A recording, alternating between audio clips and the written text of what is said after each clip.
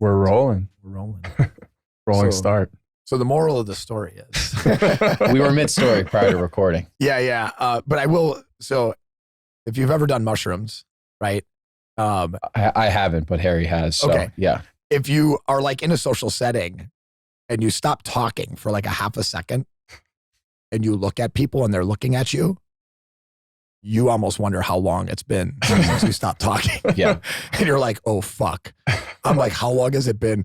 So I'm in this scenario with like all these people serving coffee and I have to go talk to these people and they're like, we're having this conversation. I come back. I'm like, oh my God, dude. I stopped talking mid-sentence and I have no idea how long it was that I took a break for. And yeah, so do mushrooms in public and drink coffee. And good things will happen, right? Yeah, good things will happen. That's exactly right. Dude, we're so pumped to have you on, man. We were saying that you've had us heavily caffeinated for the last week. All right. Caleb sent us a nice box once you accepted to come on the show, which we appreciate.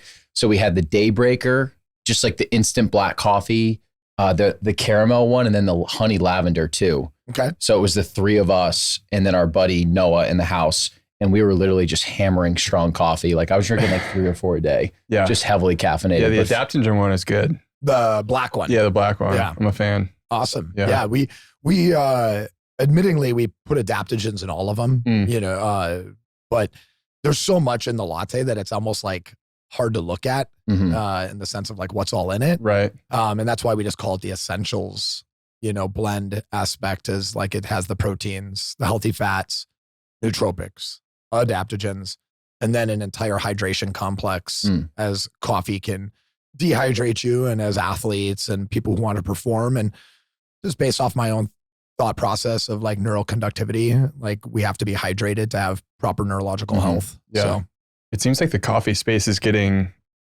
transforming. Like you see companies like Super Coffee popping up where they're putting in some MCT oil. I've never heard of them. Really? I'm just kidding. He's not serious, is he? Yeah. No, you're totally right. I mean, look, like 5 years, I mean, go even further back in 2013, I had a smoothie shop that went out of business. It wasn't my smoothie shop, but it was they were renting for my gym. So they built out this whole smoothie shop and I'm like, well, now I have this like shitty empty shop in front of my gym. So I had this idea for Strong Coffee Company back in 2013. And the tagline was roasted weekly, never weak. And we had a fresh roasted like subscription that you got beans. And then we had a creamer product called Strong Body. And then a sugar product called Strong Mind. And we put adaptogens and nootropics in the sugar. And then we put MCT, collagen, and L-theanine in the Strong Body. And I had no idea how hard an online business would be. I didn't have, you know, I was like, oh, we'll pack it ourselves. You know, we ended up like selling out like the first month. Then I was like, oh, fuck, now we have to like make more. Yeah. And I had like no time. I'm running a gym, starting a family, all this and that. So, you know, soon after my dad passed away, after I started the company, my daughter was born. There was just like a lot. So I just let it go. And in 2000, you know, so then in 2018, you know, almost 5 years later, I mean, mind you, in 2013, nothing existed like that. No. But you don't Drench at the time, right? Is that the gym? Yeah. You did your homework. Yeah, I did. Yeah, man. Yeah. I mean, I started Drench Fitness Boutique like 6 years prior to, or like 3 years prior to that, 4 years prior to that. And in the time that I owned it, I grew up from an 1,100 square foot studio gym to a 10,000 square foot mainstay in downtown Milwaukee, and the #1 independent owned gym in the state. And it was me and like 3 employees. Like I taught roughly like 14 to 18 classes a week. Wow. And then I picked up clients on my downtime, you know, and really I just had a passion for fitness. And I also had found that I had a passion for building a brand and a community. And that's what Drench was to me. And I mean, Drench Fitness Boutique was the first gym fitness facility to ever use the word boutique. Interesting. In America. Wow. Like I owned the trademark for it. And it was like the Drench, and it was like a D, and our slogan was, it's just sweat. And it was, you know, it was this beautiful thing. People would come from Miami, New York, and they'd be like, dude, this is in Milwaukee. you know? So, all good things must come to an end in some fact. And it came to an end when, business partner was stealing from me. My dad dies. My daughter's born. I get cast by Versace. I get cast by Strong to be on this NBC show as one of the top 10 trainers in fucking America. It's just like boom, boom, boom, boom. And so the coffee had to go.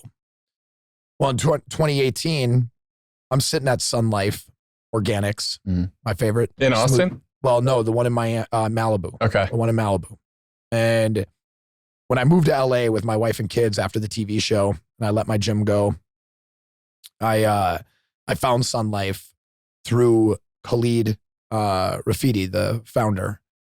And I saw this story about how he beat drug addiction and alcohol abuse. And I mean, the guy looked like he was, a degree from death. And yet now he's successful and he has multiple smoothie shops and the guy looks incredible. Skin looks amazing. Hair, drives a nice car, like all these things. And I'm like, and he wrote this great book, I Forgot to Die. And I saw this in my back and forth travel to Malibu, and I learned who he was. And I reached out to him and I said, this may sound funny, or this may sound different or interesting, but I can't remember the exact word I said, but I would like to imagine that if my brother could have beat addiction, that he could have done something like this too. And I told him, like, I'm proud of you. And if you haven't heard that today, or if you don't hear that enough, like, I hope that we can get to know one another. We did, he was cordial and he, was very nice. He said, come meet me at Sun Life one time. I did. And that was kind of that. And some time passed and he saw a Facebook memory. At this time now, I've kind of worked my way up over the last year and a half in LA as one of the top trainers. I'm training YG. I'm training Ray Lewis. I'm training like Joakim Noah. I'm, like Mark Ballas, like all these, I'm training the president of Miramax, Lionsgate, whatever. And I'm only working like 4 hours a day and like surfing in between and making killer money. So, but then I like got pressed against the glass ceiling and I felt it. And I was like, all right, check. Like, this is about as good as you can do, unless you want to kill yourself, trying to make more. And at that same time, and that same thought stream consciousness, Khalil walks up to me as I'm enjoying this smoothie. And at that time, I had worked my way up to earning a certain amount of smoothies a month. Like a week. I had this algorithm in my head that for every client that I would sign, I would allow myself one smoothie a day at Sun Life per week. So you were earning the smoothie. I was earning the smoothie. Yeah, it was, I have wife and kids. Like, I can't just go and buy a $22 smoothie. Gas costs $5 a gallon. My rent is $3,800 a month. It's just, you can't just be frivolous with your money. Like, I'm already thinking about braces and my kids are only like 2 and 3 at the time, but I'm like, no, they're going to need them. Like, I got to start thinking smarter with my dollar. And he comes up to me and he, I'm there a lot now. So the frequency of him seeing me. So he comes up to me and he goes, hey, I saw this Facebook memory of Strong Coffee from like 2013. He's like, do you still own that? And I'm like, no, man. I'm like, I don't know. Like, I have no idea. He's like, you should see if it's still available. He's like, you should do this. This is how you build a future for your wife and kids and your family. I went to GoDaddy right there. Strong Coffee Company was available. Bought it. Went to Instagram. Grabbed it. Less than 3 months later, I had a working sample. And everybody and their mother, like investors, I was training the founder of Tom's at the time, Blake Mycoskie. I'm training Courtney Riem and Carter Riem, who are like two of the greatest marketing branding minds. They're always talking on like Bloomberg and all this shit, about brands. And they're like, the coffee space is crowded. You'll never compete in the coffee space. Well, I launched the product and they tried it and then they invested. That's a nice vote of confidence. Yeah. And it wasn't a lot of money because I didn't ask for a lot. They wanted to give me more, but I didn't want more because then they would just own more of my brand at less of a value. So I'm like, no, I got something here. I'm going to build this shit. Well, 5 years ago, we were the first and only functional instant coffee. Nobody else was putting proteins, healthy fats, coffee, like these types of ingredients all in one product that you could just put into water. We were ahead of its time. Ready to drinks were still crushing it because of the convenience factor. And ultimately, everybody was just like, oh, why don't you do a ready to drink? Why don't you do that? And I just keep thinking, like, I bet that's what Blockbuster thought. I bet that's what they thought. I bet they thought, like, yo, why don't we just do what our competitors are doing? Yet Netflix is like, suckers, we were thinking about this streaming thing the whole time. Like, duh. So the next step, if we're talking about sustainability, if we're talking about environmental impact, we're talking about all these things, are you going to be shipping bottles of fluid around? Or are you going to be taking powder and be putting it in water in the future? Like, I'm not the only person who saw the fucking Jetsons. You know, like that little robot comes up and she like, little thing comes out of her stomach. She's a little butter tray and you're like tasting roast beef and mashed potatoes. You know, the future is coming and the sustainability of instant coffee is so much greater than fresh coffee and the health factors of it. So it's just, for me, it was a no-brainer, even though everybody thought it didn't make sense. Well, it all got validated when COVID hit. Because all of a sudden it wasn't convenient to go to the store and buy a ready to drink. Our business like doubles. At that time, I'm literally scratching my head, like wondering where we're going to get money from.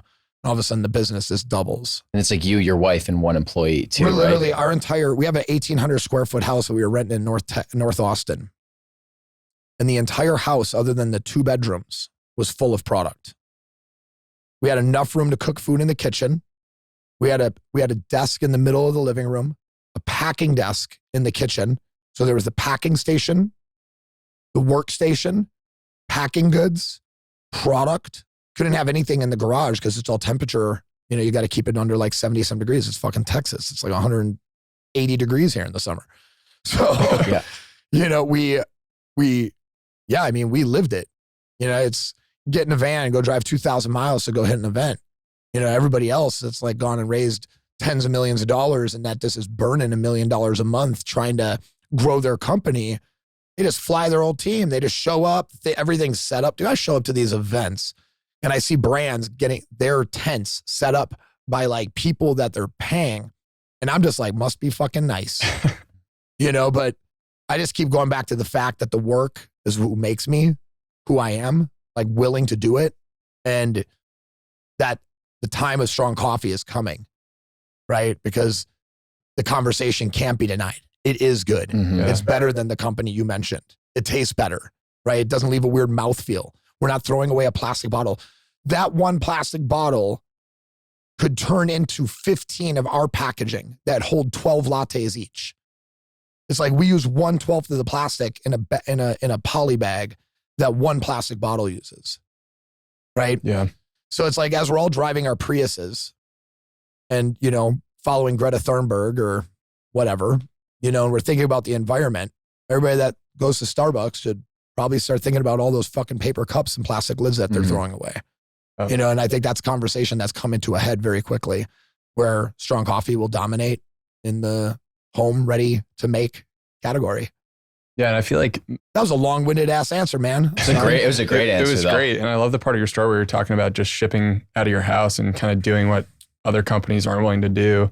Dude, I mean, I don't get to say it enough, but my wife came in big. Yeah. Yeah. I mean, I was doing like the creative, I was, you know, branding, you know, like all these things, all these pieces.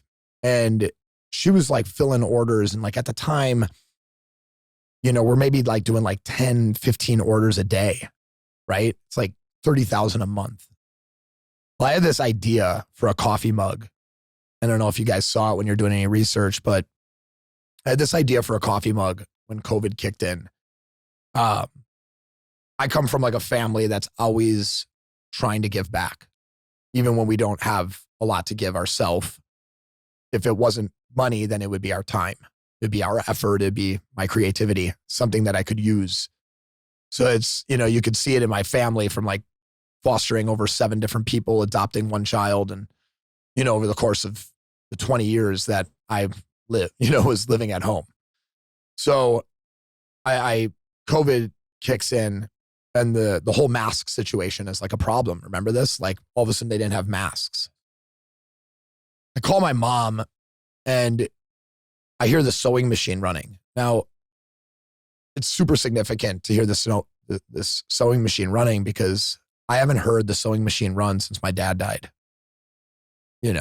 And before that, my brother died. And she took a very long sewing sabbatical. But I heard the sewing machine running and I was like, let me tell you, like my mom's thumbs don't even have joints. They're all like fucked up from being a nurse and like just, she's got all this like arthritis and carpal tunnel and she's sewing masks. And I'm like, so my mom's a former nurse and both of my sisters are nurses. And they were literally looking for anybody that could help make masks for the hospital. Wow. So I'm talking to her. I'm like, holy fuck, if my mom is the last line of defense for making masks, I'm like, I need to be doing something about this. Whether or not I believed in what was being said, the medical industry needed masks, period. Right? It wasn't about like civilians, or whatever my thought process was on the situation. It was about supporting my sisters and my mom. So I had this idea for a mug that when you put the mug up to your face, it would look like you had an N95 mask. And I did it like Banksy style. I made it like a cool stencil. And then on the back of it, it actually had the instructions that I like use like the visual idea of like the visual instructions of how to put a mask on an airplane. And we used those types of visual instructions, but rendered them to look like they were putting on the mask. So we showed people like a 4-step process of how to put the mask on. And it said something about not all heroes wear capes. So it was about like, right? Yeah. Wearing a mask. So we run these ads for this mug. I mean, it's just a pre-order. Like I have no idea how this is going to do. I wake up the next morning and there's 1,000 ordered. Like the average return on ad, like for anybody, they're like, what the fuck's that? So like if you spend $1, the average is that you'll make like $2 back, right? If you're lucky. We were spending $1 and making like $25 on this mug. I'm like, I have no idea how the fuck we're going to fill all these. So we like stopped selling it. Our company jumped in revenue by 2 times in 1 month because of that mug mask. If I just would have kept that thing running, we would have, I stopped it out of sheer, like, I have no idea how we'll actually handle this logistically. So the day that the mugs all show up and we're filling all these pre-orders, we have like 500 boxes. My kids are like putting boxes together. We're putting boxes together. We're just laying them out on the ground and we're just walking around dropping mug, just like next couple 100 boxes, mug. Cause that's like everybody was ordering. It was fucking crazy. And that was part of Strong Coffee. And that was, it was Strong Coffee. Yeah. I mean, it's what I like to do it. I've done a couple of them. They're called Strong Causes. So we donated all the profits to buy masks. A company that needed the money, small company, like we could have used those funds. Instead, I took all the money from the profits and we used that money I worked with a really good guy here named Xander Pappas, who they were at the Native Hotel and they actually had like 3D printers set up. And they needed money to pay for the materials for like the plastic spooling and all that stuff to like make these masks. So we donated all the money to them and they were making the masks for the hospitals, those shield masks that people were wearing because they couldn't get the NPC mask, the whatever those things are called. Not NPC, I don't know. But anyways, the idea was, give it away. And we've done a couple of those. We did one like when we were exiting in Afghanistan and it was not going great. We did a campaign that was brave enough to start, strong enough to finish. And it was like this, whole campaign where we donated then all the money to a group that was helping people get out of Afghanistan with like private plane, like large like planes that they have. Yeah. it's cool just to almost like go under the hood and just learn more about everything that, you know, the mission and what you're all about. Because when I first looked at your Instagram and heard you first 3 years ago on the Short Story Long podcast, like I told you, I just assumed like these guys are killing it. It must be a massive warehouse. They have dozens of employees and it's like you and your wife and your daughters shipping this stuff out of your house. And I actually think that it's so cool that when you're going to the Rogue Invitational and Wadapalooza, you're not outsourcing that responsibility to anyone else, that you're actually going there directly and interacting with people. It's like, I feel like that's something that a brand like you, it's like you can feel the heart and soul behind the founder. And like, I feel like maybe certain people give that up too soon and they just delegate those responsibilities to someone else. So I'm just curious if that's something you think about a lot, because I think that that's really cool. And it's actually a competitive advantage that you guys have. Yeah, I mean, I think it is a competitive advantage for sure. I mean, I have created incredible relationships like where other people are paying, say, like an athlete $3,000 a month to sponsor them. People do it for me for nothing. You know, they do it for me because I do a custom mug with them, or I come up with a creative solution to make them feel important and involved and really find out what they really need, which maybe isn't money, but exposure or, you know, whatever it is. I try to find a creative solution to things. I mean, effectively, I think it all boils down, like any success I've had has just been through creative problem solving, you know, and constantly looking for a way out of something with spending as little as money as I have, as little as money as possible, because I only have a little bit of money, as little bit of time, because I only have a little bit, you know, like, Right. you know, and it's like, what is the solution to this? So going to these events keeps my finger on the pulse. I show people all the time. It's like, it is Strong Coffee Company, right? That is the brand that you keep. That is the individuals you surround yourself with are strong people, right? Company, it's who we keep. There's a reason why there are 2 coffee beans making a heart is our logo, because we put our heart into fucking everything we do. Because if anything, that's all I got. Right? Like, that's all I fucking got is heart. Like, I haven't been given any fucking anything. No silver spoon. Nobody's walked up to me and said, yo, I should give you $2.8 million, even though your company really, like, whatever. Dude, there are so many companies out there that inflate numbers. They create this idea of a thing, and then they spend $2.8 million in 2 years to make $2 million. It's like, are you fucking kidding me? That's why our entire financial structure and things like inflation exists, is because people like build top-down fucking companies and fail and just leave all that money fall on some equity company or bank or like whatever it is. And for me, it's always just been it's been about, do I have my basic needs met? Is Strong Coffee doing good? Right? And by my basic needs met, are my wife and kids good? Am I good? Can I afford grass-fed beef and work out 5 times a week? That's really like, where do I have a bed to sleep on that doesn't hurt my back? Like, it isn't about becoming a millionaire. It's about doing the right thing. I could have become a millionaire a lot faster had I not had so many ideals. Like, I don't want to use shitty marketing, right? There's like a kind of like a popular thing around like going real low caffeine, right? And I'll see companies that like to be misleading with their words. They do it on purpose. And they're people with like, they're supposed to be people with full-blown dignity, right? And like honor and stuff like that. So this one energy drink, it'll say like only 95 grams of caffeine. And you're like, oh, that's low, but I feel so fucking good, right? And they like play it off as that's the only stimulant in it. Yet there's 100 milligrams of theobromine in it. The theobromine acts as the same way that caffeine does, but it comes from cacao instead of coffee berry. And it's like, damn, that's 200 milligrams of caffeine. So somebody with adrenal issues or any of that kind of shit, they're thinking that they're doing the right thing, and yet they're not doing the right thing because you're doing the wrong thing.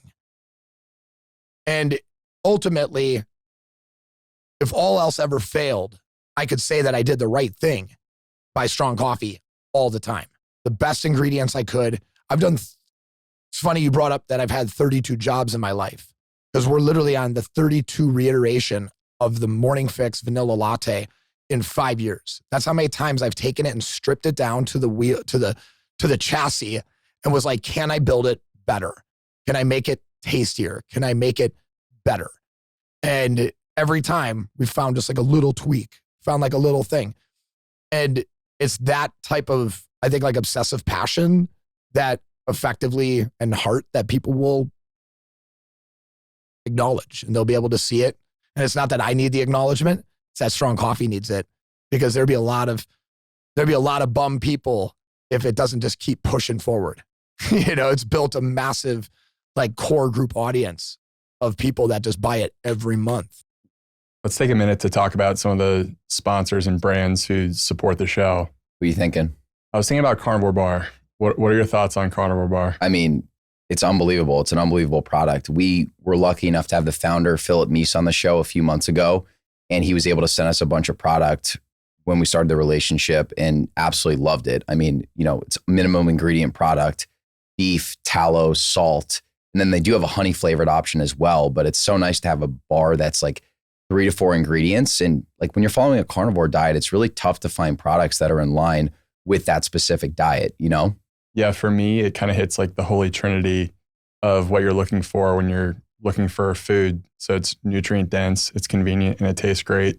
And as you said, most people who are trying to eat healthy, the convenience factor is kind of a tough part. So just being able to have something you can grab on the go, know that you're going to have that nutrition for the day, it's huge. Yeah, and we were lucky enough, we got to actually see their factory too in Missouri, and they're just doing things the right way. I love how they offer an option for like carnivore purists where it's just beef, tallow, salt. And then they also have an animal-based option too. If you do want a little bit of sweetness, a little bit of variety, they have a honey in that option.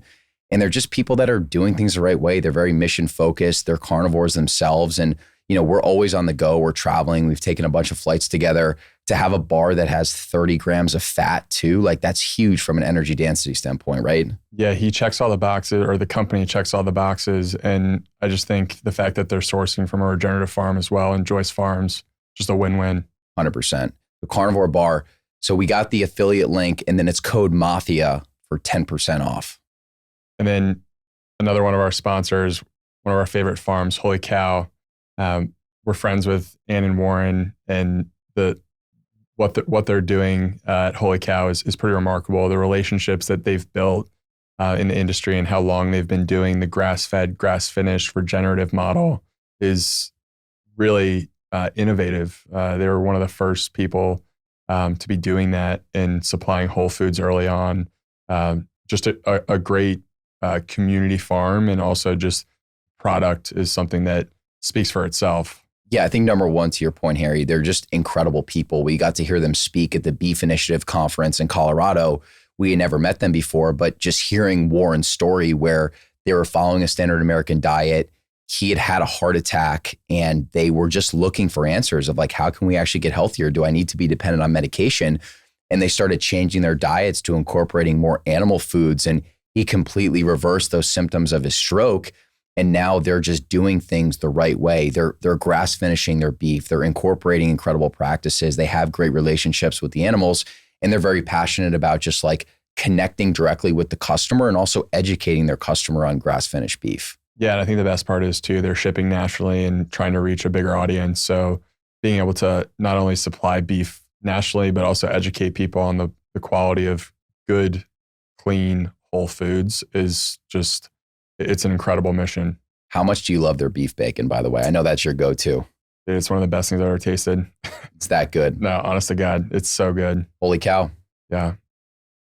One of the other farms that supports us is Perennial Pastures, another regenerative farm out of San Diego.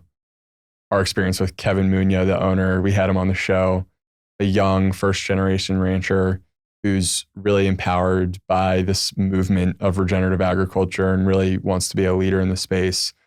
I think our conversation with him was so insightful just in terms of how mission focused he is and how he really thinks about his farm as a business and wanting it to be here 50, 100 years down the road, even though he's just the first generation of it.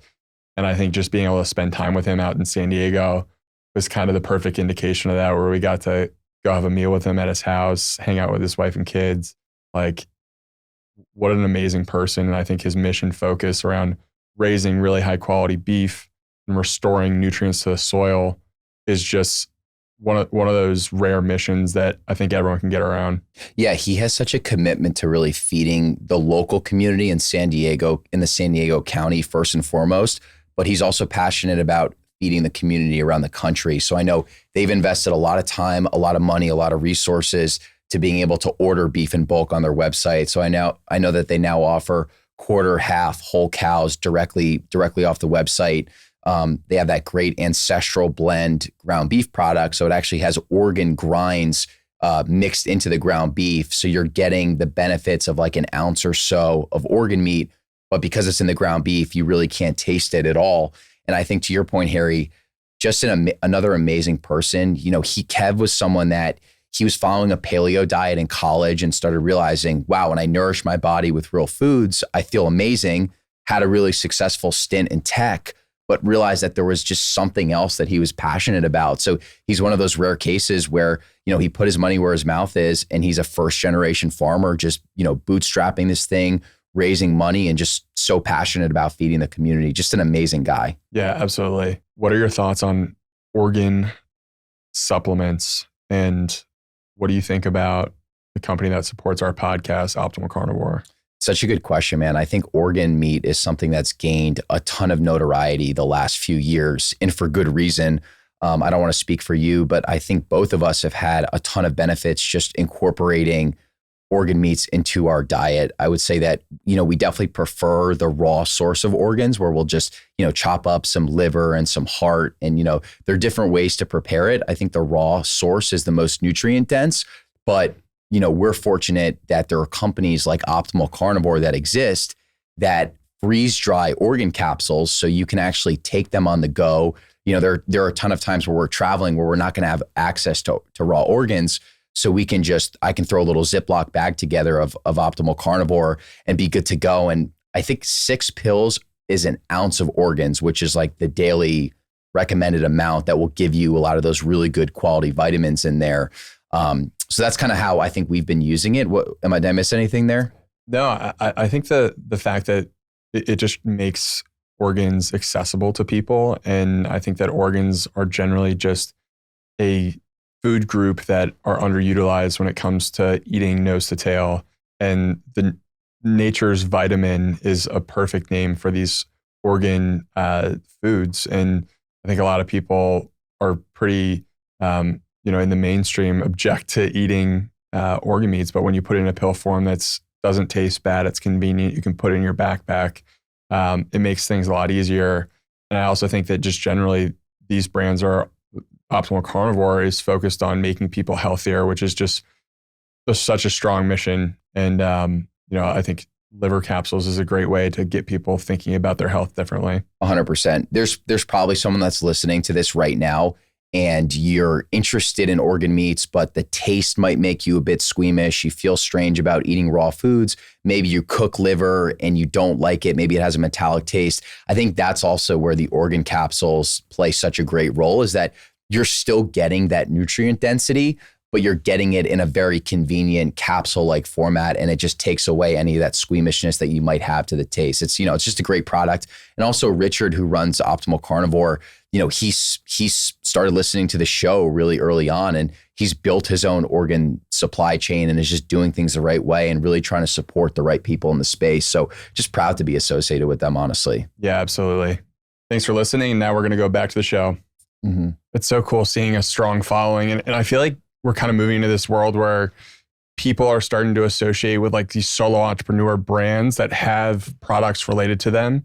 And I'm not saying that that's you guys, but there is now this world where you can pop on Instagram, see someone who's doing cool things and they have a product associated with it. And you can build this trust that's like not really, that wasn't available like 10 years ago. Yeah. It's really interesting. Yeah. I mean, I think the story is so crucial, right? To like understand. I've honestly, there's like 2 schools of thought. It's like, tell the story, your story, which kind of makes you look like a hero in some manner. And that this is like your samurai that you use, or make that person feel like the hero and your product is fucking Yoda. right? It's like two different variations of thought, right? I have always gone with make the product Yoda and you guys are the hero, right? Even though I'm former professional fighter, Versace, like the amount of times you've seen my face in Strong Coffee's brand is like I never, right? I'm way better looking than Dave Asprey. I mean, fuck, like, I mean, that guy puts his face on everything. Yes, he does. Right? But, and I know that like my abs and my face or whatever could sell more coffee. Does that make me dumb for not doing it? I don't know. I just don't want to I don't want to mislead. And I also know that this is fleeting, right? So effectively, I wanted to always, can I build a brand that's just a real fucking brand? Like Nike didn't have a face. It's not like anybody gave a shit who Phil Knight was. It's like, can I do that? You know, and that's always been my challenge is like, if anything, I'd rather be remembered more as a creative genius than the guy who created Strong Coffee. I loved what you were saying too about not just opting for these paid partnerships, which we hear from brands is such a hit or miss where you pay someone famous like an MMA fighter a shitload of money and they don't ultimately deliver on that. And probably partially because they're doing it for the money, they might not actually have this loyalty to the product. Where I feel like with you guys, I see people like Ed Britton, Knees Over Toes guy, our buddy Colin Carr that coaches at 10th Planet. They're all these like very passionate. Oh, I love Colin. He's He's incredible. Yeah. I miss his touch. Well, he's like such a savage, but he's such like a sweet, nice dude at the same time. It's like an interesting. Totally. I He's see a killer. pictures of him wrestling. I'm like, that's not the same guy that puts his nice, gentle hands on my back and makes me feel better. Yeah. And he's only like 25 too. Yeah, he's a very young guy. Very nice dude. Good job, Colin. You're killing it. He's killing it. What? I was just saying it's interesting, like the strategy that you've taken of like, instead of paying someone a shitload of money, I'm going to let the product speak for itself and just trust that they'll feel that heart and soul and they'll independently promote it, which is what I've seen with you guys, over the last couple of years. I'll give you like a small correction. Instead of the product speaking for itself, the brand, right? I think like the biggest, so let's jump back to it. Super Coffee. What is their name of their brand? Super Coffee, right? Or Wrong. Life? Oh, or, is it? I don't know. Suniva? I don't know. How many times has it changed? So it's weird when there's like, you see like brands that are just pushing products and it's like, okay, they're just like a product centric thing. So they examine marketplace. It's not wrong, right? I'm just saying what it is. They examine a marketplace. They see a hole. They find distribution and they pump money into it. Mm-hmm. Right. So I didn't do any of that. I was like, I make this drink every morning and I take like 7-8 containers and I take 20 minutes of my day making this crazy fucking coffee. And anybody that I've made it for always asks me to make it again for them. And then people ask me for the recipe. And then I'd be like, when I was like an influencer, and a trainer, I'd be handing people affiliate codes like, get this protein, get this. I was the first ambassador of Bulletproof.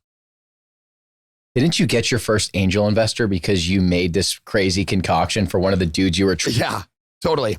He's like, I need to invest in this. Or isn't that some type of a story like that? Yeah, so Ben Goldhirsch, it was my first time training him. I was just getting back. So I had, like I said before earlier, I had a working sample in 3 months.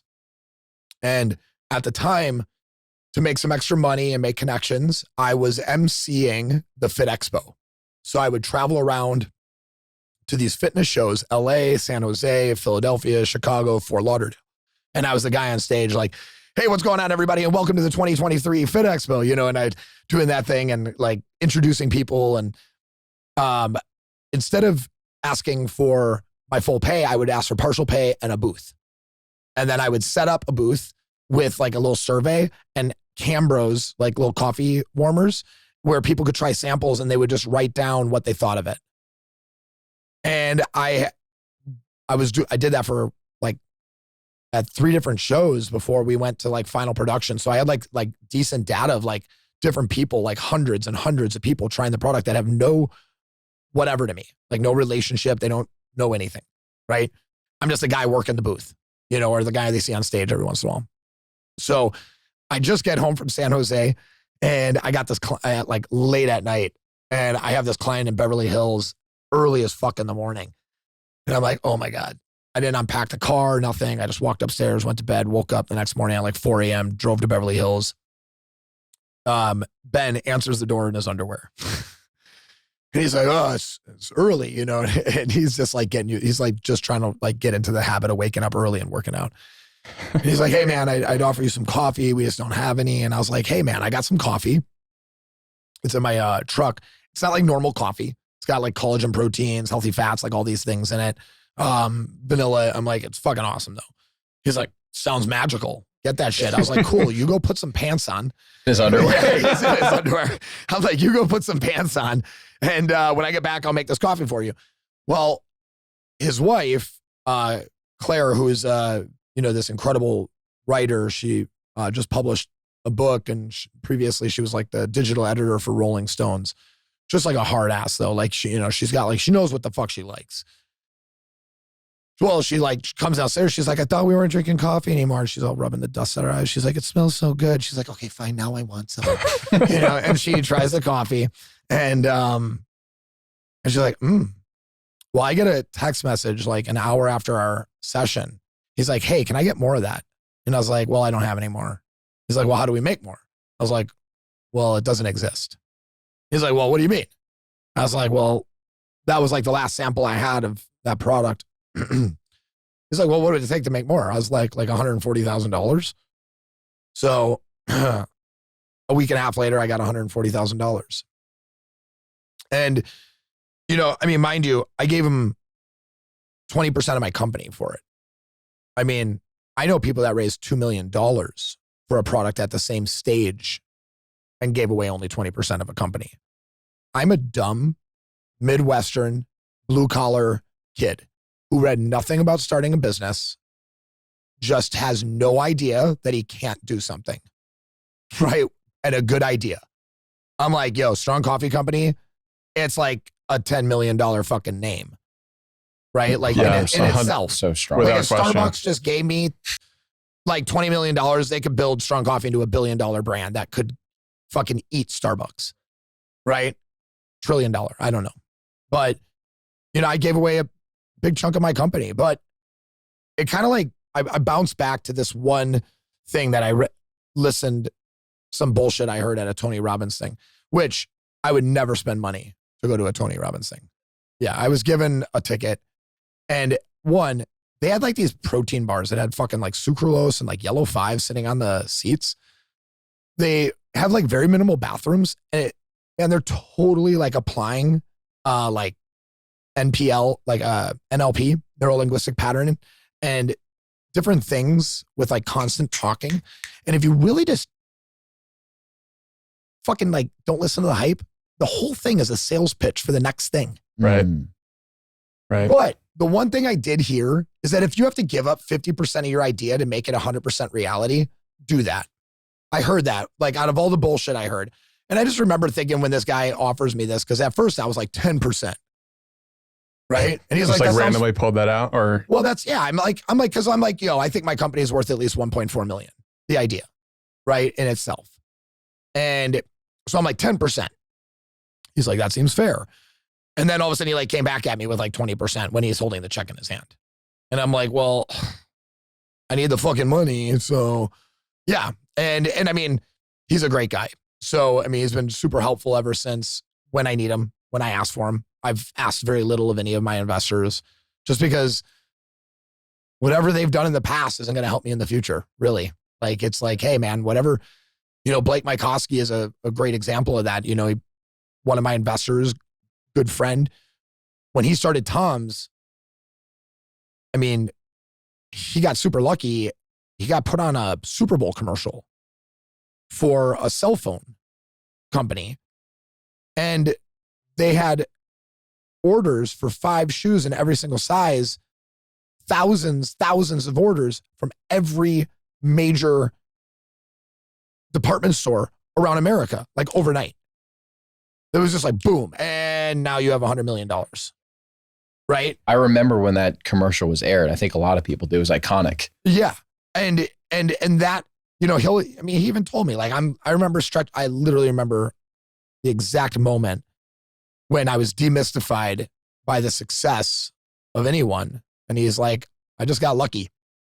Because I found out that he had other businesses that failed fucking awfully before that. And they were like bad ideas, some of them. Some of them were good ideas, but they fucking failed. You know, and I'm like, damn. Like, you don't have something special. You have something special, but it takes luck, you know? Yeah. Are you ever surprised at how quickly things can change? Like one or two decisions and things just like really pick up? Isn't that life, man? Yeah. I mean, you can make one bad decision and be dead. So, you know, I think that, I mean, here, yeah, let's talk about it. So Whole Foods. I didn't apply for any other store, right? It was like, no, I mean, getting into fucking Harvard, you know, like Whole Foods is the thing. Like I could tell you I got into anywhere, but if I told you I got into Whole Foods, you'd be like, oh, wow. Yeah, exactly. Right? 100%. Because it's expensive, right? You're like, oh, whole paycheck. Shit, yeah. That's the place, man. I love that place, but it's so expensive. You know, so it's like, just because you think that, now you think like I'm better. Like the product is better. It's made it. Well, that's what I fucking thought. Wow.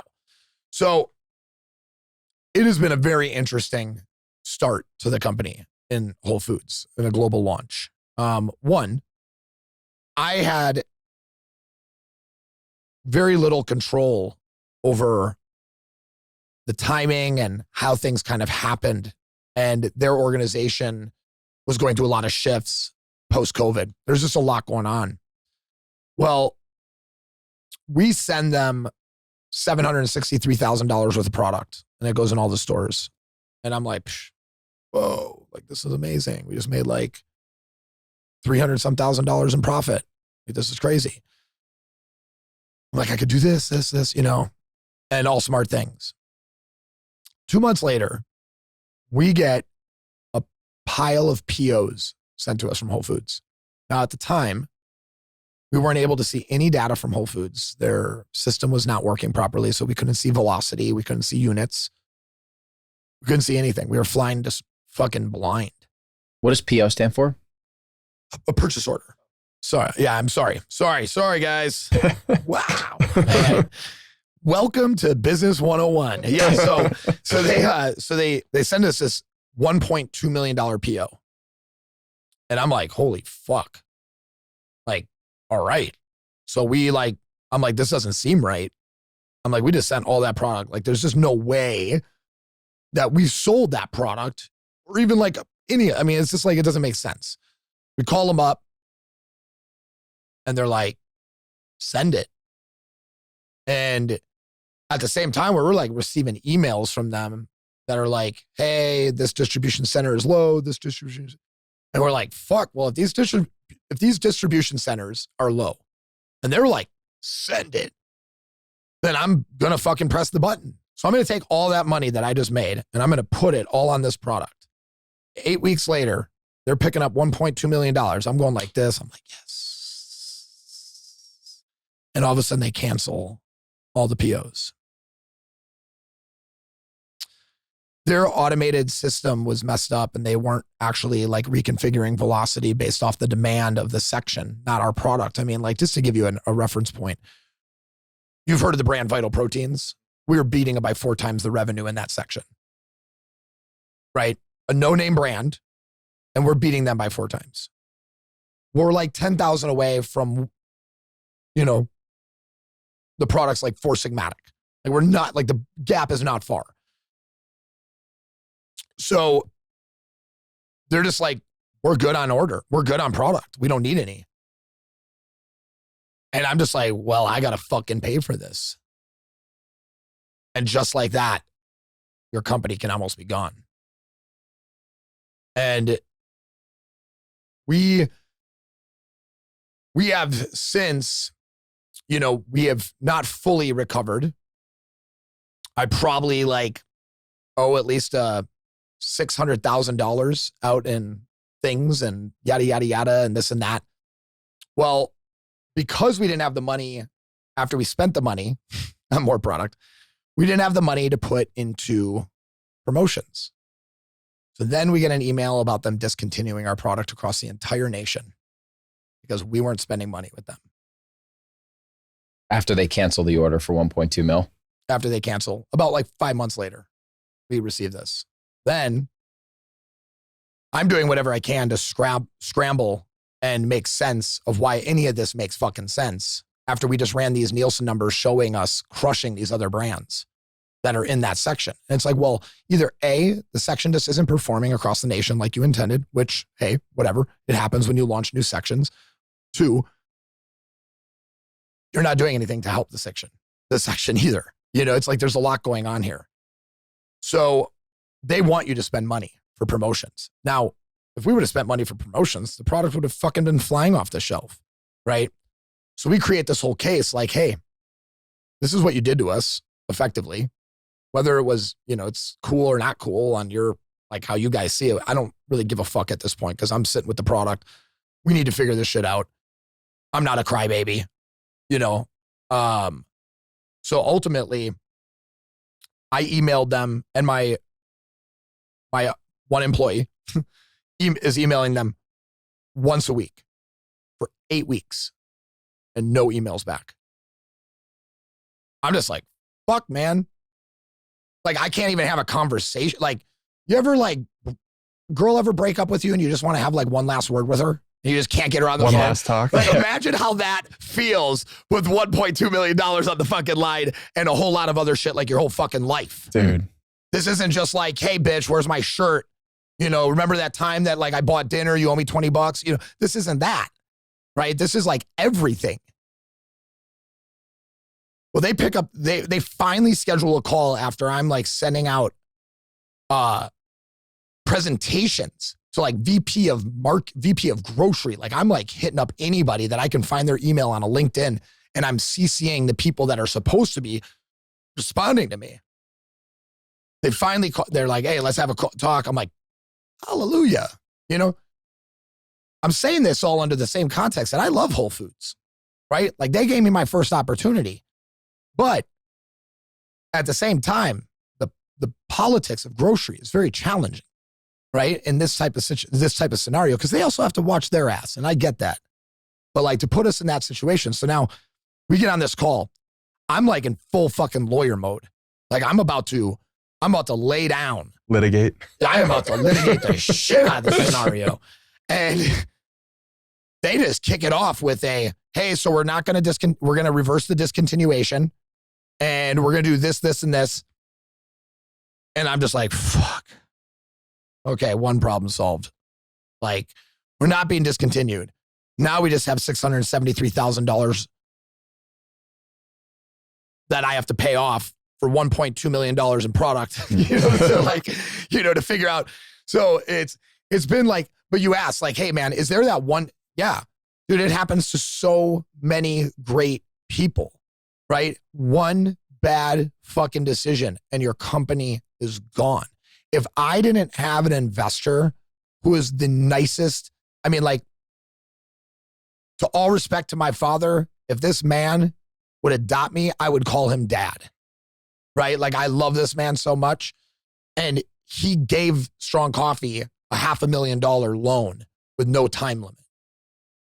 It was like, you know, like, take care of yours. Like, and anybody who's listening is like, oh man, you've had this, you got this, no. There's collateral on that. There are things, and there's a lot of trust that was built upon that person. That person's also protecting their investment because they've invested a couple $100,000. There's a lot of things that go into it. There is no, damn, I got lucky. No, it was, damn, I did the right things for the right people because I try to do the right things for all people all the time. And he's one of these guys that's like, I didn't even know him. Somebody was like, oh, he's got like, you know, he wants to work out more, you know, and we're just like chitter-chattering about fitness. Then he's like, hey, I could use an accountability partner. He like shows up at the gym that I work out at. This guy's a billionaire, you know, but like, we have like an understanding, you know. He's also a guy who smokes weed, like, because like, I mean, he gets me. He's like doing acid with like Cheech and Chong and shit. And yet, you know, so it's like, he sees what I'm trying to do, and he's a father. So he's like, sees me and how hard I work. And I'm just not getting these like, oh, like these like easy shakes, you know, where it's like, oh, and all of a sudden you just got this athlete, you know, you got mentioned on Joe Rogan and you sell $1 million worth of product. We sold $50,000 worth. That was fucking huge for us. Yeah. There's like this whole dark side to Whole Foods and big grocery stores that you don't understand when you're not in the CPG space. Cause from our perspective, we're like, shit, dude, you got a contract with Whole Foods. Oh, dude. Understand all the jerking on that goes on behind the scenes. I don't know if it's socially like a mistake to not admit that I'm a millionaire, but apparently like Google thinks I am. I mean, and people think I am, but I am not, right? I have a brand that's worth millions of dollars. I personally have a couple $100,000 in stocks that I'm pretty fucking proud of. And I bought my first house that I own $400-some thousand on. I'm not a millionaire. You know, it's like I've worked my face off I've worked 16 hours a day for the last 5 years, including Saturdays and Sundays. My wife literally told me if I don't take a vacation this July, she'll divorce me. Right? Because like I don't take any time off ever. You know, and that's to my own detriment. But at the same time, you take your foot off the gas and you start slipping down a hill. Right? So it's like small brands going against big, I said it out there. It's like we're a small brand and playing with big fish. Like you Google Strong Coffee Company, brands that are doing hundreds of millions of dollars a year are what pop up, right? They're running conquesting ads on us. They're doing whatever they can to just suppress us because we are their competition, because we have a better brand and a better product. And the only way they're going to fucking win is by pumping more marketing dollars into it until they saturate the market and everybody knows that their product sucks, and then they'll find us. And that's where we're coming to.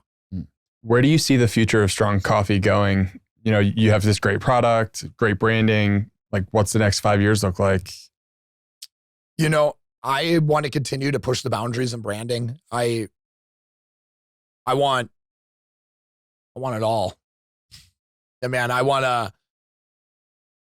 see the genius in what so many other people have done before that I'm like, I like that. I want a piece of that.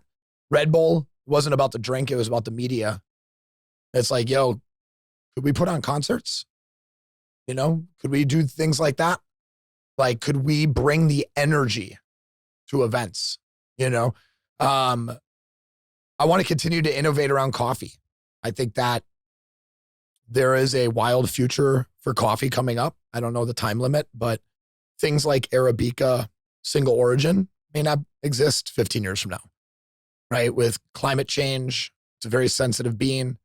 3 years ago, we lost almost 1/3 of the world's crop. Coffee jumped 100% in price, went from $5 a pound to $10 a pound for raw beans.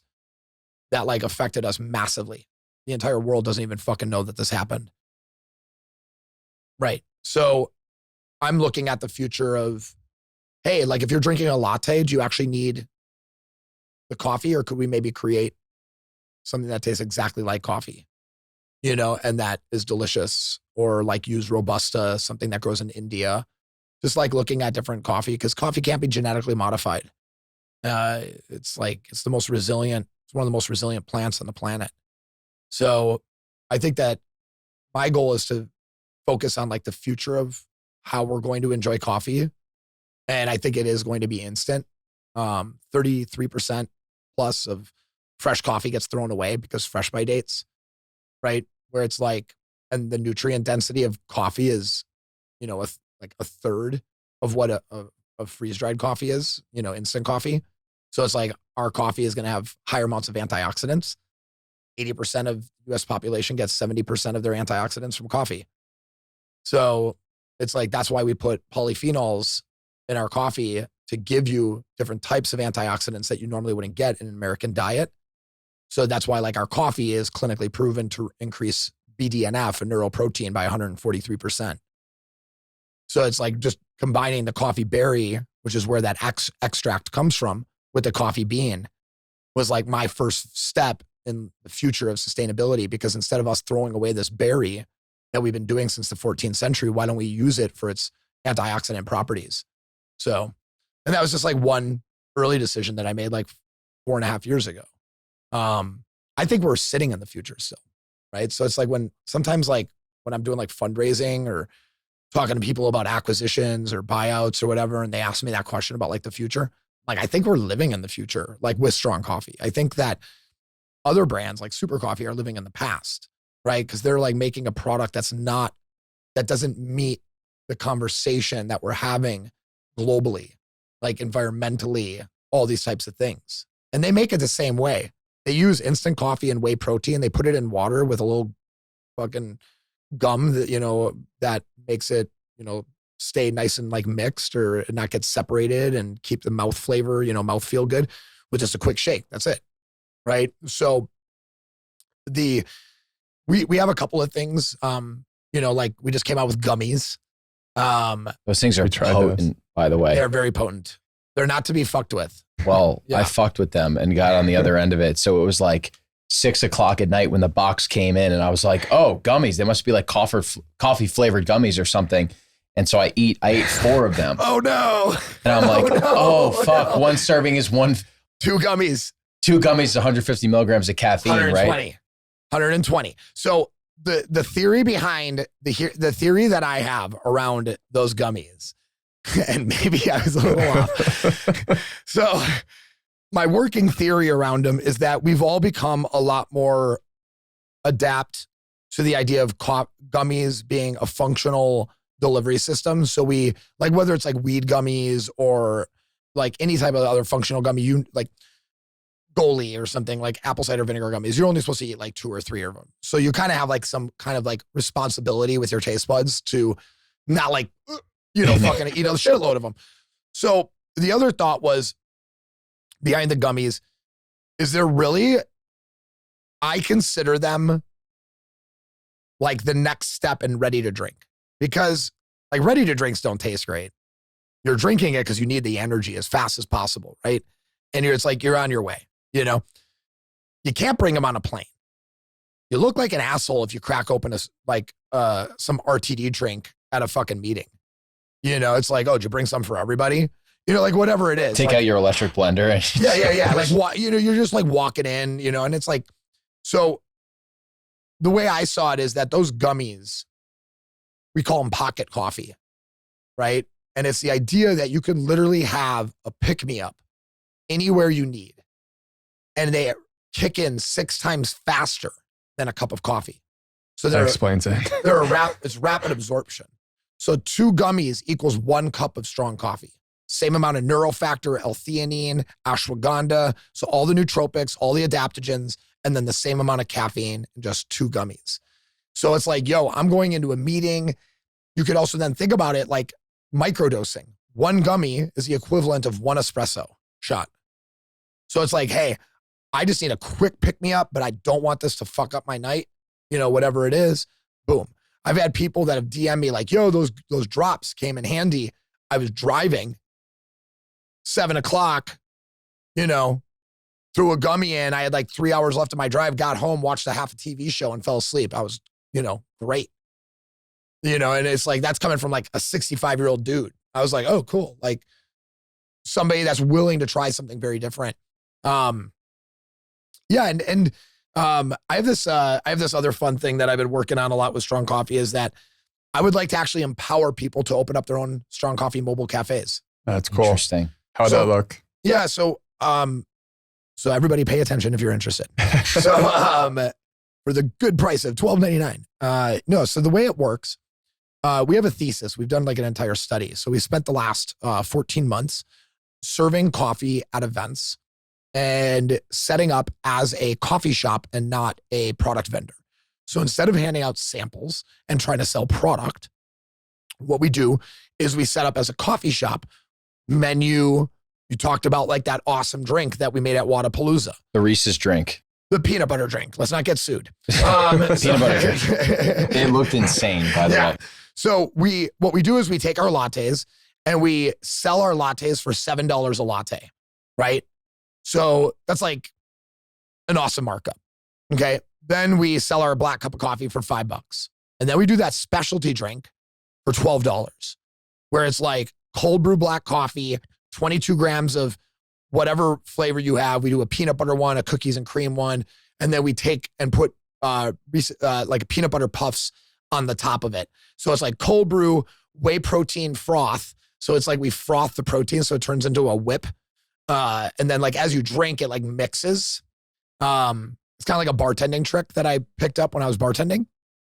And I designed those drinks around like the fact that I used to do like custom craft cocktails at a bar. When I retired from fighting, it was like a year of bartending for me. And so that's like that bartending skill coming back, like job 36, bartend. So the way that the Strong Coffee Mobile Cafe will work is that there will be 2 different models that you can buy into. So like a booth setup or a trailer setup. And basically what you'll do is you'll own it like a franchise. So you'll own the events in that city that are unrelated to our partnerships. If they're related to our partnerships, you come in as the supporting team and then you get a commission rate off of being a support. So like at Wadapalooza, we did 20 grand in revenue selling cups of coffee, right? And our hard costs were like 6 grand. So it's like if somebody that lived in Miami would have taken care of Wadapalooza, they could have walked away with $14,000 pre-paying us back. So they'll have access to a payment portal. A product portal where they'll get product for only 20% over production cost. So they actually have a greater chance of revenue. They'll have access to cups that, all that. And then when we have we now, big announcement, we are the official partner of the tactical games. So say we're at the tactical games and it's in their city. It's like, hey, we may show up as like corporate of some sort, but like you're setting up, but because it's an affiliated event, your commission reduces a little bit, but you're getting the exposure.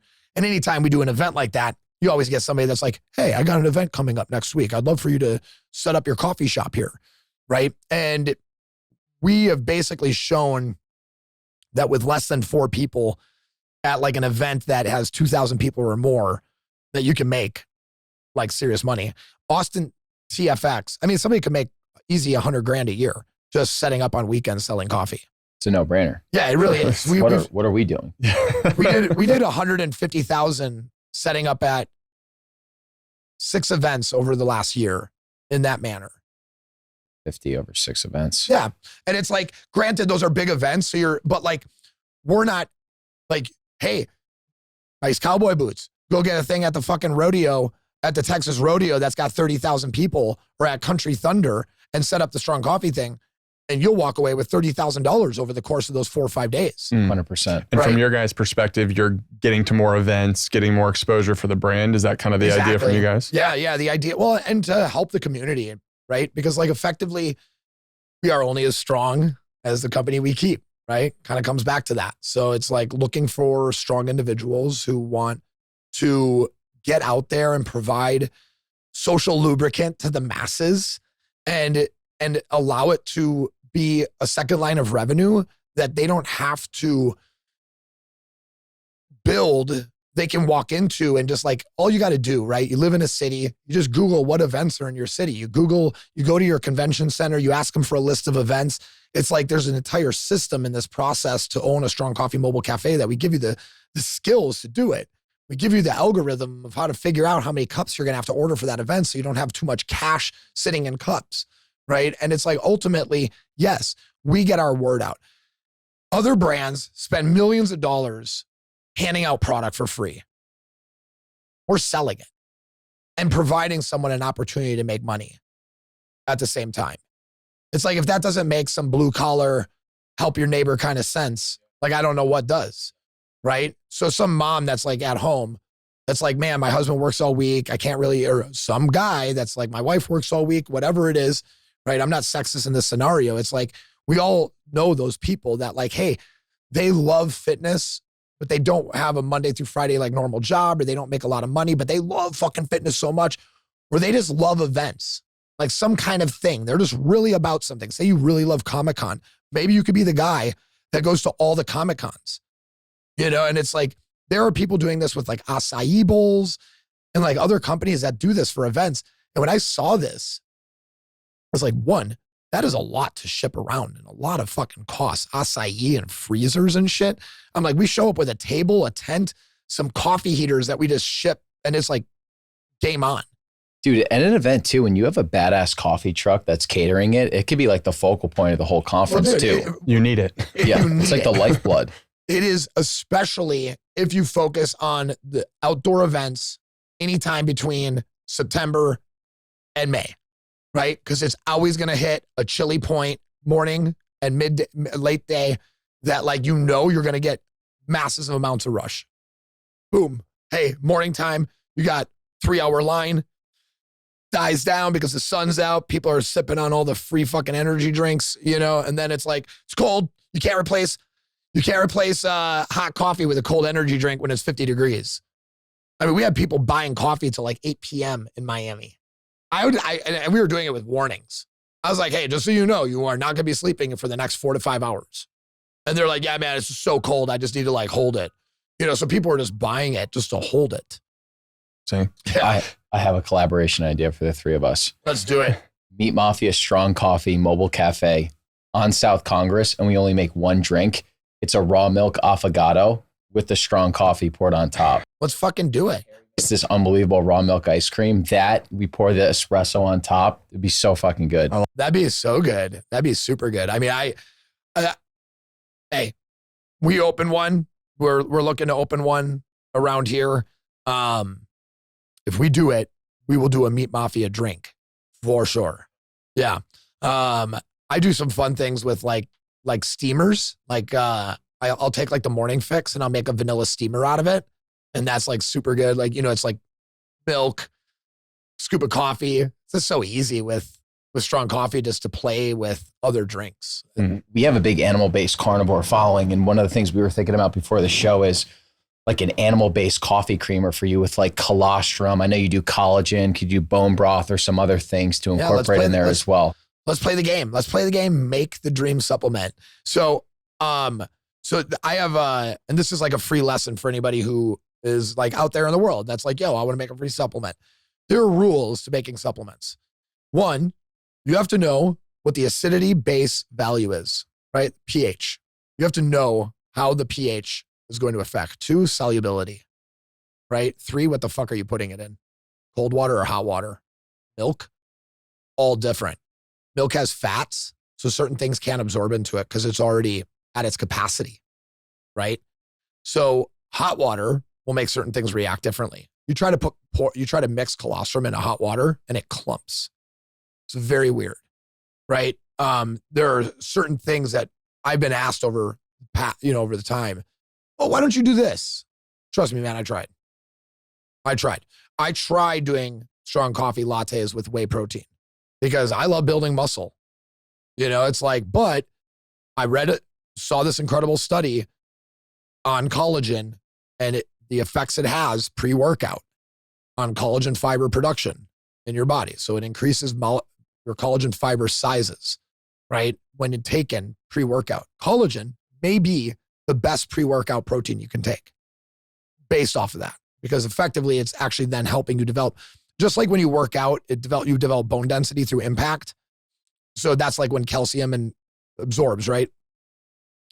You need the same type of impact and intensity post consuming collagen. So if you drink 15 grams of collagen 60 minutes before you work out, your collagen fiber in your body will actually produce more. You'll grow more dense collagen fibers, which will lead to possibly greater muscle size and gains because you have like less restrictive adaptions, right? Where your body's like, oh, my ligaments are only so strong. Not anymore, right? They're now getting stronger. I'm working on a testosterone coffee blend. Do you know who Dave Lipson is? Thunder Bro. He's jacked like Mohawk dude. He's married to Camille. Can't remember her last name. But she is like I think she won like the first 2 CrossFit games or something like that. He's jacked. He's got like 5,000 people that follow his programming. And he came up to me at Wadapalooza actually, so this is pretty recent. He's like, dude, funny story. When I started Thunder Bro, our goal was to make like a testosterone boosting coffee, but it tasted so bad. He's like, the same ingredients you put in yours is like 2/3 of the ingredients that we were putting in ours, but yours tastes so fucking good. He's like, would you want to like create a product and I'll market it for you and it'll just be like a co-branded product. I'm like, yeah, let's try it out, you know? Because again, I couldn't afford to pay that guy $3,000 a month, but he has a dream of making a testosterone coffee booster. I'll make that dream come true for you. Yeah. That's sweet. Right? And I'll give you X percentage of all the sales, because really, that's not my focus. That's like a small market of people that want testosterone boosting coffee. But you got those guys that want to buy it? Like, yeah, let's do it, because that sounds like a great idea. Because if I wasn't on TRT, I would totally want testosterone boosting coffee. Yeah. So what would you throw in that? Like Tungkat Ali and ashwagandha? Oh, no way, dude. Tungkat Ali tastes so bad. Okay, there you go. Yeah. An ingredient that you think would be great. But dude, Tribulus, awful. So yeah, I mean, I won't give out the full formula because it's not out yet, but it will have vitamin D in it, ashwagandha, and it will also have a certain herb called saffron that is probably one of the most underutilized testosterone boosters. Really? Yeah. What's the deal with saffron? It's just really incredible at increasing testosterone production. Yeah, I'm not sure all the pathways and mechanisms off the top of my head, as it's something that's only come into my view in the last 3 weeks. I kind of stumbled upon it I just like sit on the internet when my kids go to bed, and I'll type in keywords and study, and then I'll just like comb the internet and kind of put things together. Like, for instance, hyaluronic acid. So hyaluronic acid is found in our lattes, right? And at first it was put in because it's great for your skin. And you can drink hyaluronic acid and it will help your skin, right? It'll also help your gut health and like other things. But I was like, hey, like, we're not like that focused on skin. Like, do I really need to put this product in? It's like when you're like at the scale, like you're always looking for a way that you could save like 5 cents a serving or whatever for like something that's not really necessary. Well, I came along this Russian study that showed that hyaluronic acid was being paired with nutrients to help pass the blood-brain barrier. All of a sudden, I'm like, everybody tells me that strong coffee kicks in faster than any coffee drink that they've ever had. Like they always, and it only has 120 milligrams of caffeine. Like I have friends that tell me that they feel it after like 3 or 4 sips, right? And I'm like, well, maybe the nutrients are just getting in the brain, actually, right? Because if we do, not if we do, we do have a thing called the blood-brain barrier, and it restricts, bad shit and good shit, unfortunately, from getting in your brain. And the more inflammation that you have in your diet, and the common diet in American diet is very highly inflammatory. So ultimately, it's easy to, one could deduce that hyaluronic acid might be one of the tricks of why strong coffee works faster and better than other coffee products with way more caffeine. It's really cool. Are there any dream ingredients that you're like, fuck, I wish I could put this in, but it just doesn't blend well, or it doesn't do well in a powder, or it doesn't taste good? I mean, I said before, whey protein. I wish I could put 22 grams of whey protein into like a delicious coffee that could blend easy and make it hot. But it's just like, it's got this like chalky nature to it that I'm just like, other companies might be good with producing something like that, but like cold, it's fine. But like hot, it does something. It like changes the structure of the protein kind of. And like, you ever blended like whey protein and coffee? You ever see how frothy and weird it fucking gets? It doubles in mass. Yeah. Exactly. Insane. So it's stuff like that I just like wasn't okay with using it. I wish that I could put zinc and magnesium in the coffee. That's like something that I'm like working on right now. We're trying to find a good source of the two. But like, I guess really that's it. I mean, Carnivore. I'm just kidding. Trend, little people. No, just kidding. I mean, because like the reality of it is, it has nothing to do about being jacked. I mean, like I like lifting weights. Like I grew up wanting to be a bodybuilder and like an action hero and shit. Like there's a reason why I fought professionally. So it's just, this is just a byproduct of like trying to take care of myself and whatever, like the physicality, like strong really is striving to reach one's natural greatness. You know, it's like the idea that like we're all trying to do great things, right? I hope we are, right? Like I wake up and I really hope everybody out there, like my friends, I hope everybody is just thinking about being great, like doing something great. And I know that two things are needed for that: time and energy, right? So effectively, every product in the world demands your time and your energy. So if you have a morning ritual that requires you to put 6 scoops of something into something to make that something happen, the time and energy you're putting into that could be applied to the very thing that you're trying to create and be great with. And that's like that simple nuance of like, we wake up every day and we say things like, I'm going to make time for that. Yet none of you have a fucking time machine. You know, and it's like our words, our actions become actions. They're spells, you know, it's spelling, right? Like we're saying the things. And ultimately, I looked at the very things that I was doing, and coffee being one of them. I was like, this could be so much easier and faster. And people stand in line for 20 minutes and they tell me how fucking busy they are, but they have 20 minutes to stand in line at Starbucks. You know, it's like your conversation is starting off wrong. You're saying the wrong things. You're not looking in the right direction. I'm fucking right. Strong coffee could change your life because you could save an extra 15 minutes a day. And then if you had that very idea of how to operate, apply it to other things, you could have an extra hour in a day, right? And that's enough to make some change. Yeah, we can all be pretty frivolous with our time. I feel like it's easy to, you know, be scrolling your phone late at night and be like, oh, I don't have enough time to do, you know, X, Y, and Z, call your parents, or even just like little things like preparing for the next day. I do feel that like there's like this time allocation that a lot of people take for granted. But when you do kind of apply these like products to help you figure out how to better manage your time or just like simplify certain aspects of your life, it does open up so many other gateways. Totally. Yeah. And I mean, I'm not like one of those guys that's like 1% better every day. You know, like I don't journal and do like all these things that I like hear all these geniuses and like super successful people talking about how they do it on Instagram all the time. I wake up and I get my kids ready for fucking school. You know, it's like I stretch, I go to the gym, and then I go crush my day, fuck my wife, make dinner, whatever. Like those things happen on a daily basis. I think that sounds like a pretty fucking good life. That's a damn good life right there. Yep. It's like, I don't need to write shit down. Like I'm doing this shit.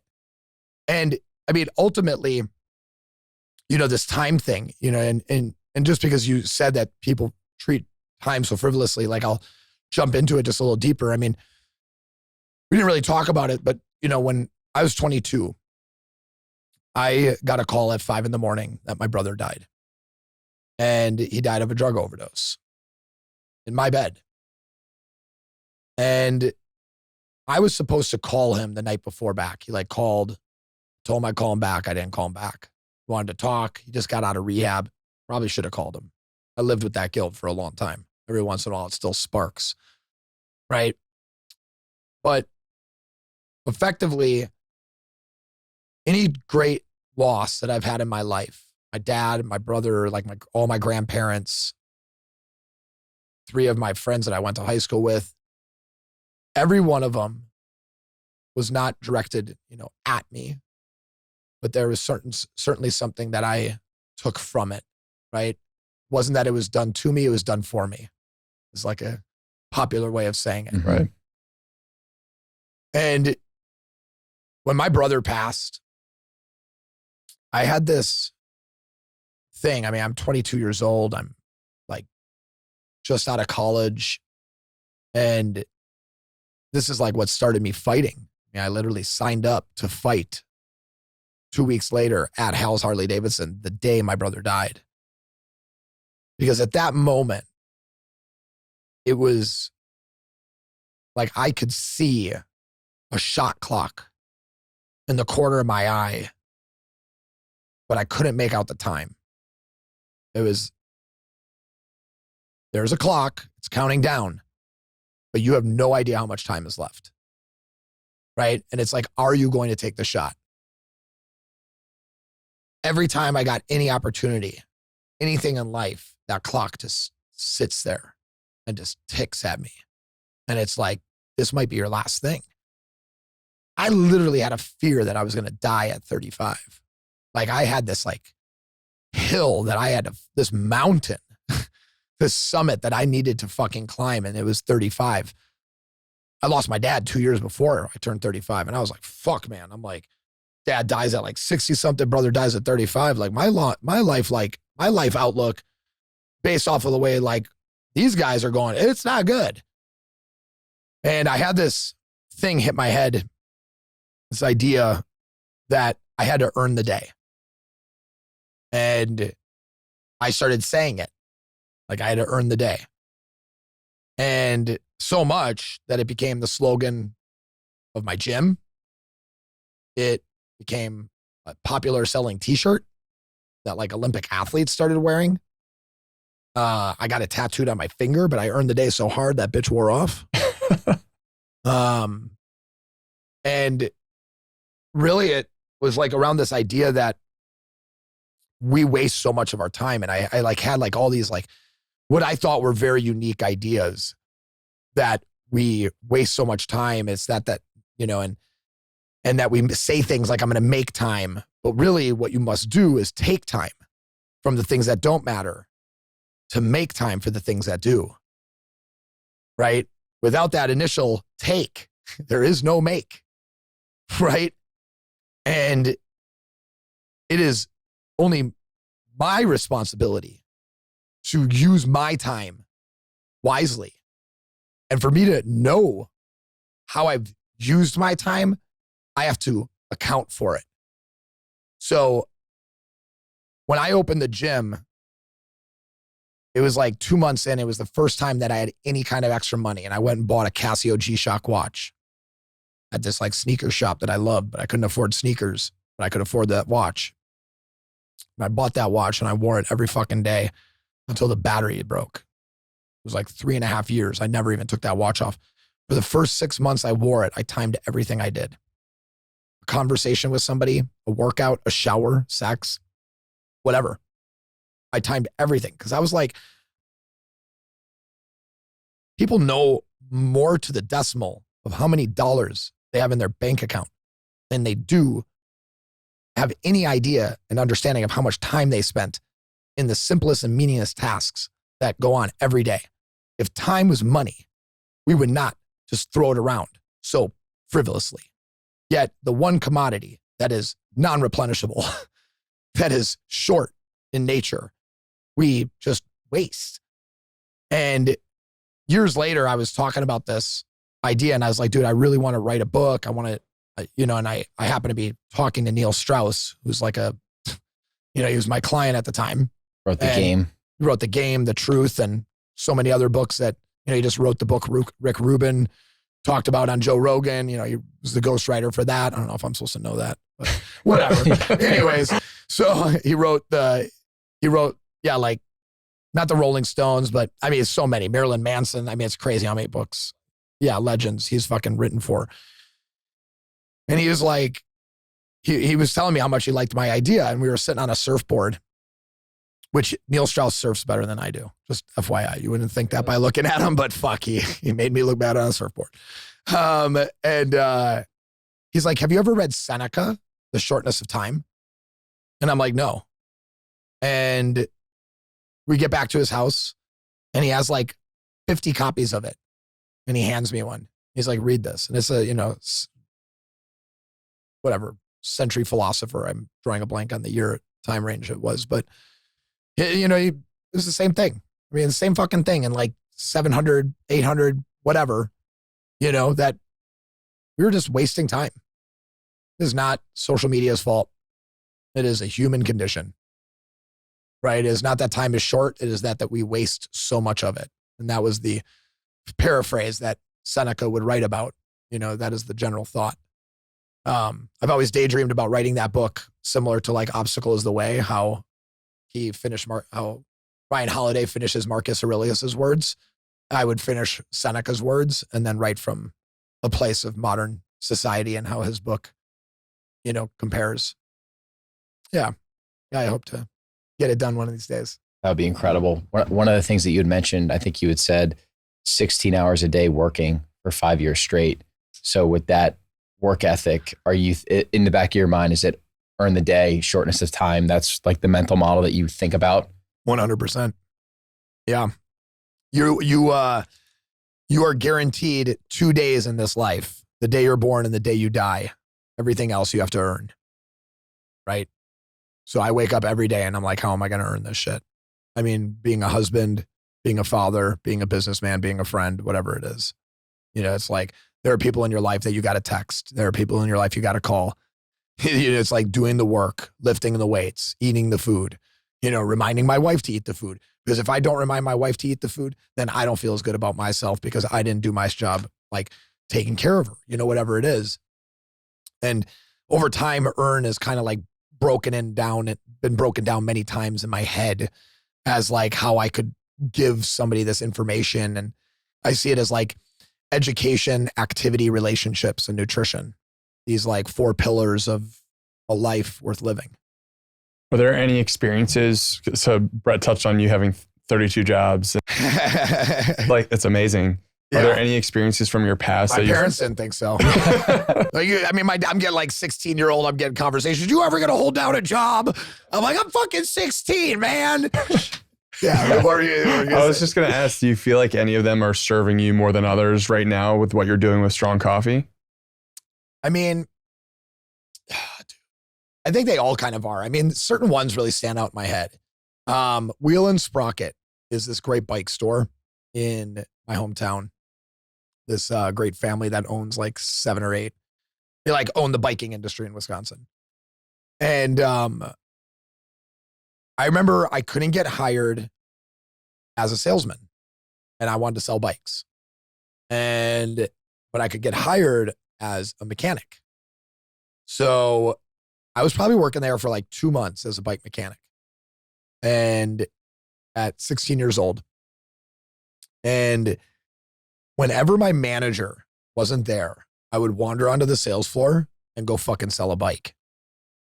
And it was like undeniable. Probably about 13 bikes in, and they're like paying a commission check to a mechanic. They're like, why is this guy not on the sales floor? They're like, he didn't have any sales experience. And the guy's like, obviously the kid knows how to sell. All of a sudden I became a salesman. So you literally created the position for yourself. Yeah, man. Where there's a door, where there's a window, there's a door. There's an opportunity of, I don't even know how that saying goes because fuck that saying. Just do it, right? Like take any opportunity you can and then make it what you want it, right? It's not hard. It's just hard work. It's not a hard concept. It's so funny too, because I think a lot of kids get out of school, they feel like they need more experience, so they try to like talk up to things that they've done, as opposed to like doing the work. Like I'm envisioning like an interview, right, where I show up and it's like, just do the work for them and just show them what you've done and let them just see that as opposed to you sitting there and being like, yeah, like I had an internship and blah, blah, blah. It's like, if you show them that you can do the work, they're gonna hire you. Yeah. I mean, and like, I think anybody that's, wanting to start their own thing, you just have to start it, right? Like you really do. I know it's like, oh, goddamn this guy. But no, really, it is like that. I did not ask my wife to start Strong Coffee. I didn't fucking ask anybody. I didn't do anything that would allow anyone to enter into what I knew I had to do, right? So I think that kids, especially, and I'm going to say kids or anybody that's coming out of college or high school and they're like, yo, I'm going to go fucking do this and I'm going to go do that. I will just like give you a little bit of caution as to do not think that your smarts and cunningness and clever and cuteness and all this is going to fucking get you as far as you want. It'll get you in the door. my dad always told me, I started writing this song about it, that my dad, like one day I woke up and, you know, I looked up to my father and this is what he said. He said, son, get you a real job. Your looks won't get you far. You know, and it's like, you know, it's like, stop chasing them girls and working at the bar.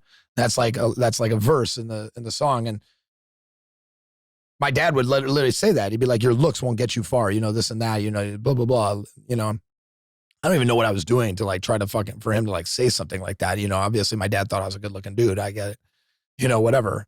But my looks did get me into the door. Like these certain things, right? Whatever it was. But then it was my work ethic that spoke for itself, right? And that's what it's always been.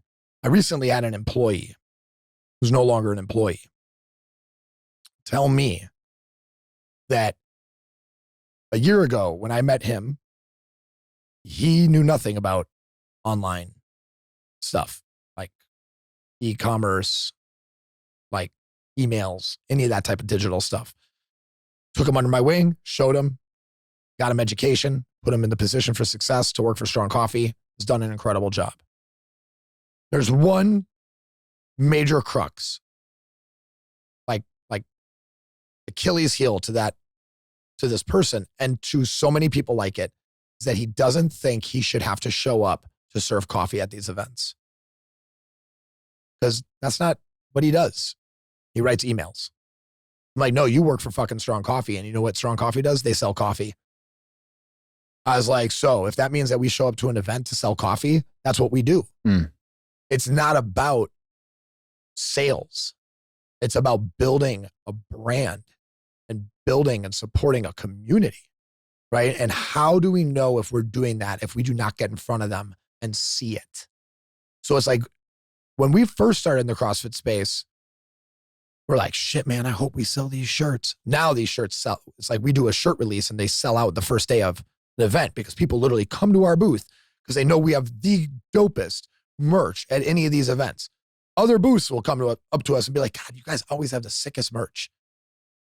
They're like, you got an extra large in that? I'm like, dude, those sold like 2 days ago. Yeah. You know, you know, being able to sell like 100 shirts, you know, and thousands of cups of coffee. It's like, that speaks for us because there at one point we couldn't sell 5 shirts because nobody knew who we were. Right. And we've worked our way up to that. And that's by showing up, you know, and just doing the hard work, earning the day. And you've personally are testing it. You're ass in seat. You're going to these events. You're connecting with people.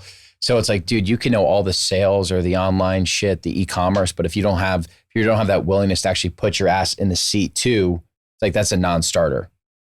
100%. I grew up. Do you remember the movie Coming to America? Yes, yeah. With Eddie Murphy. Yeah, of course. Yeah. So there was Louis, that guy. He's like, and you know, and he's like, last week I was washing the dishes. This week the floor. Next week I moved a salad. You know, he's like, at this pace, I'm going to be a manager. It's like, hey, I remember that line because it made sense. Because it's like, if you don't do all the things that are required to making a burger isn't just flipping the patty on the grill. It's making sure that the floor is clean. It's making sure that the business is open. It's making sure that the cash registers work. It's making sure that it all works. Because if none of it works, none of it works. Yeah, it's something we're experiencing right now because this show actually launched March 1st of last year. So this will be, podcast 145 or something like that. Wow. So we've just been cranking, but like there's a couple things to what you said, like number one, just taking action. We were doing 3-4 episodes a day over Zoom. And now we're at a point where we're able to, you know, pay for a producer, do everything in person. The progression of that is amazing. Shout out Jose. Shout out Jose. The best. But the focal point of what we do, the end product is the show, but there's all these other little things that we need to do to keep ourselves accountable. Checking the books every single day, making sure we're booking guests, making sure we're on top of it with scheduling, sending the newsletter out for promotion. It's like all these other things to your point of what you're talking about. It's the accountability. And if you can't do those things, it doesn't matter what the end product is because you're not giving yourself the best possible opportunity to succeed because you're not being responsible with the most basic things. Totally. Yeah. Yeah. I mean, it really does come down to the most basic things. I mean, in a time where it's so easy to get distracted by all the shiny shit, should I be on TikTok? Should I be on Instagram? Should I do this? Just pick one and fucking go, man. Just pick one and go. And you know what? if you're not doing any of them, trying to do 5 of them sounds fucking stupid. Like I have people all the time telling me how I should do fucking strong coffee. And not one of them could have done strong coffee. Right? Like, and I know that because I can see what a man has or what a woman has and understand whether or not they would have had what it took. When you have a wife and 2 kids and 3 employees and you're looking at $10,000 in the bank account, and if you don't come up with $500,000 in the next 3 weeks, you're going to miss a Whole Foods window. And you're serving coffee at the CrossFit games at the same time. I'm like literally running away from the booth, taking phone calls. Oh yeah, man. I mean, dude, look, this $50,000. Look, this is what, if you are the first person on the dance floor, everybody's going to start fucking dancing. I had to have that conversation probably 150 times just to get the first 50 grand in the door. Once that first 50 grand came in the door, all of a sudden it was another 50, then it was 100, then it was 200. Then it was like me sitting in the bushes. No shit. I'm walking now because the CrossFit games are over. We're now leaving. My phone is about to die. Ray Lewis picks up the phone. I jump over these people's fences because my phone's about to die. My partner, you know, he's like grabbing out his fucking cell phone charger and like plugging it into like the air conditioner outlet. And I'm like sitting in the bushes, hiding from these people like, hey, what's up, Ray? No, man, you know, dude, just chilling. Strong coffee's killing it. Like, now's the time to get in. You know? And I mean, getting off that phone call with a yes and looking at my buddy who's like, you know, got a kid, or they're on the way, thinking he might lose a job soon. You know, like I'm thinking I might lose my job, you know, whatever, you know. And I'm like, yo, man, I got the money. It's like, we're in business. Let's go, you know? Yeah. I think on the way in, we were talking about how excited we were for this interview because you have all these different experiences and it's so easy to tell that you're a creative person, like willing to kind of think outside of the box. I think that's one of the things I've taken away from this conversation is like, you know, be willing to find a creative solution for something, even if it's not obvious at first. Like, you know, if everyone else is doing this, like maybe look the other direction and try to do something a little bit different. Ray Dalio said it best. If everybody's going left, you should be looking right. You know? So it's like, that's how I've lived my whole life. And it's got me this far. So I'm just going to keep doing it. I love it, man. Well, so appreciative of you coming on the show. Such a good conversation.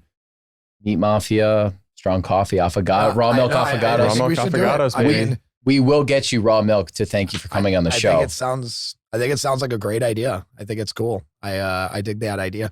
We should, can raw milk be sold, served?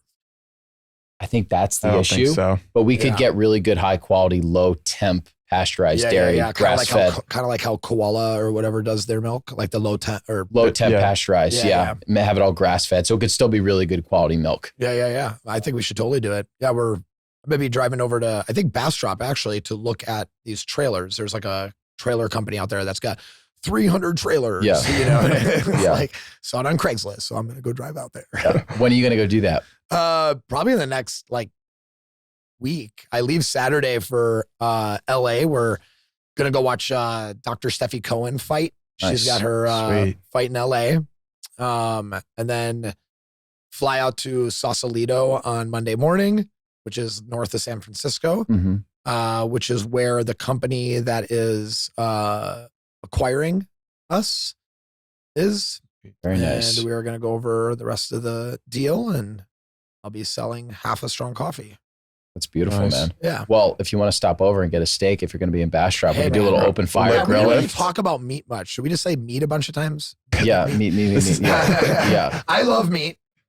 Just so everybody knows, fucking love meat. I've been I was very early, like grass fed. So funny story before we go.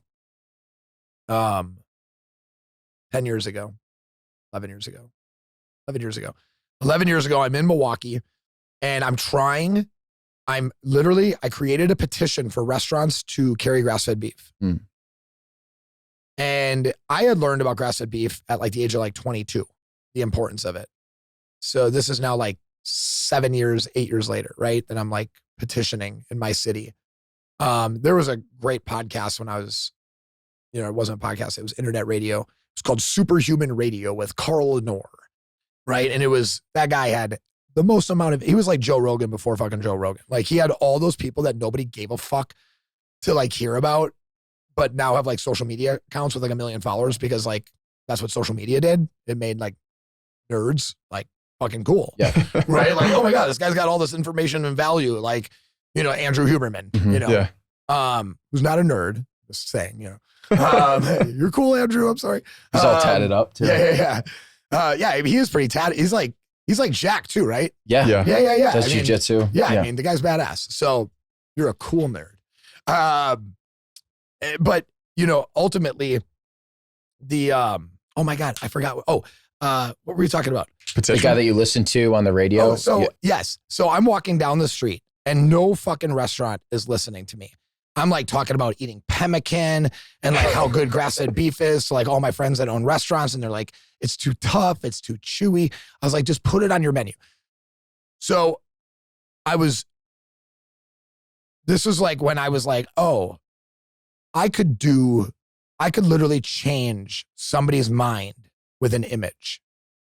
So I rubbed dirt all over my face. I took my shirt off. I was like shredded. I'm like 200 pounds, probably like 5.5% body fat. So I just looked like shredded fucking beef. But I rubbed dirt all over my face and I took some fucking grass that probably had a shitload of pesticides on it. And I put it in my mouth and I had my friend take like an upward angle. So my head was really big and my body was small, kind of like a cow. Yeah. And I, went on Adobe Photoshop with the very minimal skills I have. And I was like, better body by beef. And I went to this restaurant called Stacked. And I was like, check this out. You guys should carry grass-fed beef and be the only people that sell grass-fed beef burgers in the city. They did, and their revenue went up 20% in the next quarter. And they ran that picture that I just took in a whim as a fucking billboard, like throughout Milwaukee. Did they give you commission in I perpetuity? had free burgers for like 5 years. Okay. Yeah. I'd go there and I had like a $300 gift card a week. So I would literally just go there like once a day with me and my wife. That's like how we ate when we first started the gym because we were broke. But that was like, go there and get a grass-fed beef burger on like a big salad and throw some extra avocado and bacon on it. Yeah. Creative solution to feed yourself. And exactly. It must be cool for you to see the evolution of this whole movement because like, I mean, beef is back, baby. It is 100%. I mean, I love, regenerative farming. I think is a super important thing. I've actually recently gone into hunting. It's like therapy. My brother and dad wouldn't let me go hunting with them. So I decided to like learn how to hunt myself, and it's like, and I bought a bow that they never could have afforded, which made me feel pretty fucking good. Again, not a millionaire.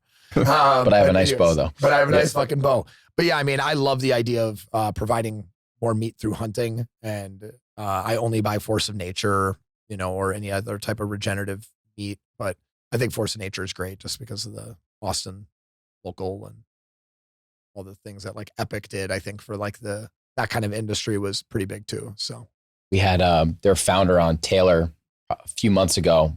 And that was one of our favorite interviews that we've ever done. I met that dude when he had no idea he was about to be worth damn near $1 billion. Really? Like he just kicked off Epic and he was like, oh man, you're cool, blah, blah, blah. Like we were at Paleo FX.